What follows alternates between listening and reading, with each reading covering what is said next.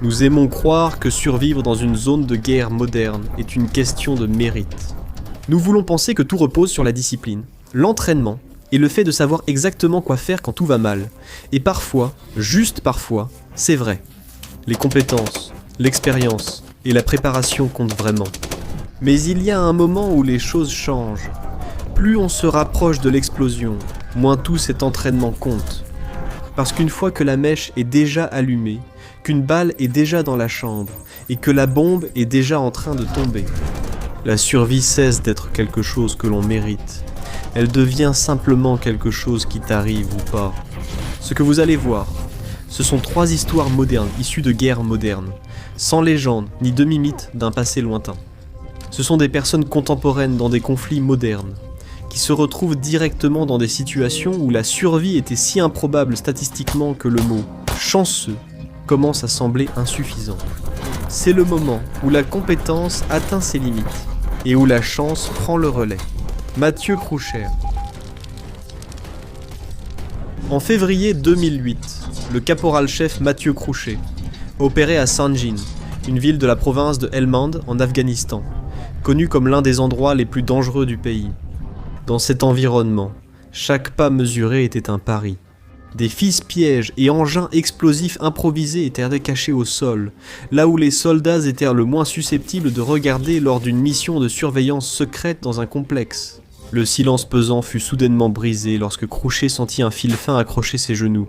Il reconnut le danger instantanément, sans avoir le temps de réfléchir. Il cartographia mentalement la disposition du couloir et la géométrie de l'explosion imminente par rapport à ses hommes. Comprenant que fuir ou rester figé mènerait au même résultat mortel, il cria « Grenade, file-piège !» avant de jeter instinctivement son sac à dos sur l'engin et de se jeter directement dessus. Pendant 4 ou 5 secondes d'agonie, il attendit dans la terre avec la certitude angoissante que c'était la fin, lorsque la grenade finit par exploser.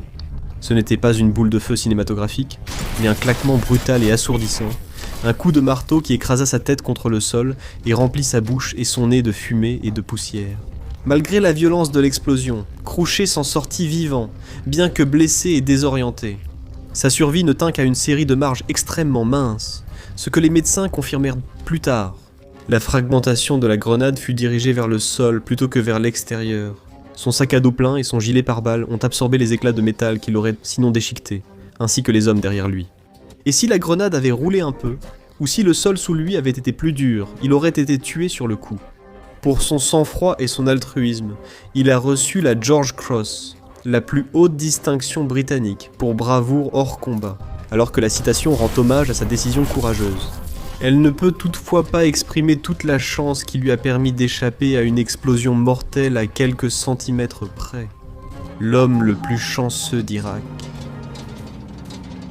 Le 30 janvier 1991, à peine 2 semaines après le début de la première guerre du Golfe, le commandement militaire américain a tenu une conférence de presse à Riyad, en Arabie Saoudite.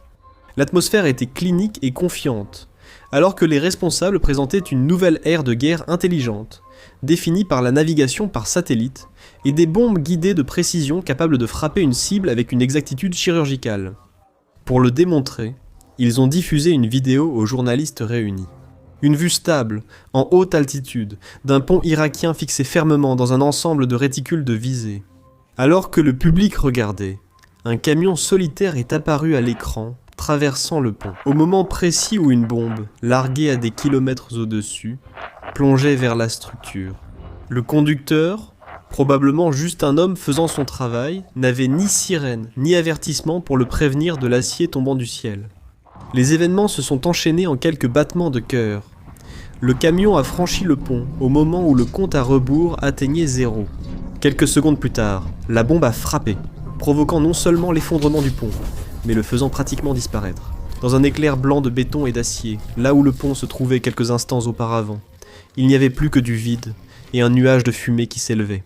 Peut-être que la partie la plus incroyable de la vidéo était la réaction, ou plutôt l'absence de réaction, du camion. Le conducteur n'a jamais ralenti, n'a jamais freiné, ni dévié de sa trajectoire. Il a simplement continué sa route, sans jamais regarder en arrière pour voir les bâtiments disparaître derrière lui. Le général qui dirigeait le briefing a mis la vidéo en pause et s'est adressé à la salle silencieuse avec cette simple remarque. C'est l'homme le plus chanceux d'Irak. Ce n'était pas une histoire d'héroïsme ou de réflexion rapide, c'était une question de vitesse. Si le conducteur avait hésité ne serait-ce qu'une fraction de seconde, il aurait été anéanti par la même technologie que le monde observait avec admiration. Lucky Ukraine. Lors de la bataille de Mariupol en 2022, un tireur d'élite ukrainien a adopté le nom de code Lucky, initialement choisi comme surnom ironique. Cela s'est rapidement transformé en une description littérale de son expérience, alors qu'il évoluait dans une ville où il n'existait plus aucune zone sûre.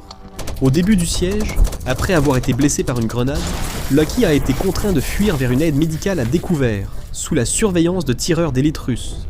Bien que les balles sifflaient audiblement autour de lui, aucune ne l'a touché. Plus tard, il a plaisanté en disant que les snipers ennemis étaient plutôt nuls. La réalité, c'est qu'il avait survécu à une épreuve où la confiance compte bien moins que la trajectoire d'une balle.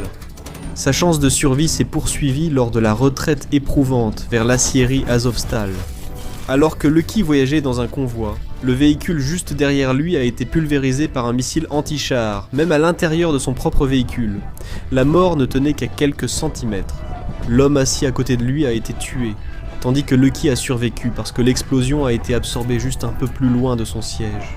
À l'intérieur des bunkers d'Avostal, la survie est devenue presque totalement aléatoire, alors que d'énormes frappes aériennes faisaient s'effondrer des sections entières du complexe sans avertissement.